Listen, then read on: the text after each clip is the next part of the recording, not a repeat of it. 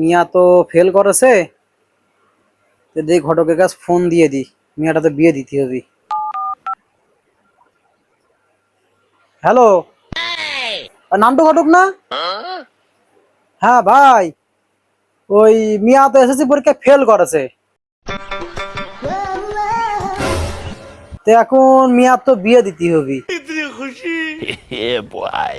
Fail করা মিয়া ঘরে রেখে আর কি করবো না, তো সেরকম সল কি হাতে আছে নাকি?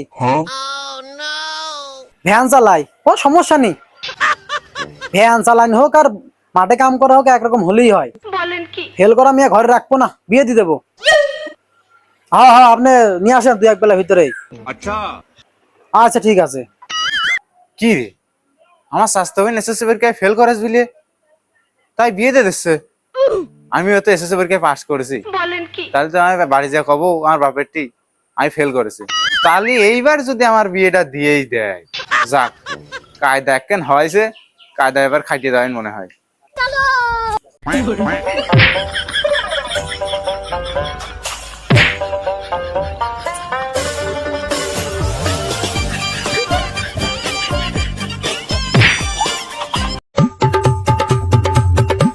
আব্বা, কি হয়েছে বেটা? বলছি আব্বা, আমি তো এবার পরীক্ষায় ফেল করেছি। মানুষ ফেল করলি পারে মানুষ কাই দিয়ে চোখ খুলে হলা দেয়। ফেল করে এমন ভাবে নাচতেছে, আমার কাছে কষ্ট মনে আছে ফেল করে গোল্ডেন পাইছে। আব্বা, তুমি তো বুঝতেছ না আমি কি কারণে আম্মা করতেছি। তুই তো ফেল করেছিস, এই জন্যই তো তোর শাস্তি আছে। ফেল করিয়ে এরকম হাসি খুশি কিসের জন্য? এই কথা আমার কাছে কত, আমি তো শুনি। তাহলে আব্বা তোমার শুনতে মন কাছে, তাহলে শোনো। আচ্ছা। আমি রেজাল্ট নিয়ে গন্ধ বাড়ির রমিন্দে আসতেছিলাম, দেখি গন্ধর মিয়া বিয়ে দেওয়ার জন্য ঘটকের সাথে কথা করছে। আরে গন্তর মিয়া তো সেই দিন হইলো, তোর বিয়ের জন্য ওর ঘটকের সাথে কথা কচ্ছে কে? আরে আব্বা, তুমি তাও বুঝতেছো না? আরে পরীক্ষায় ফেল করেছ বলে তাই গন্ধর মিয়া ফেল করেছে বলে গন্ধর মিয়ার বিয়ে দিয়ে দিচ্ছে। তাহলে আমিও তো ফেল করেছি, তাহলে আমার বিয়ে দিয়ে দাও। বেটা শালা, এমনিতে করছো তুমি ফেল, আবার তুমি বিয়ের কথা কও? দাঁড়া, তোমার কপাল আমি কেমন খাবাতে খাবাস। আরে আব্বা, থামো থামো থামো থামো।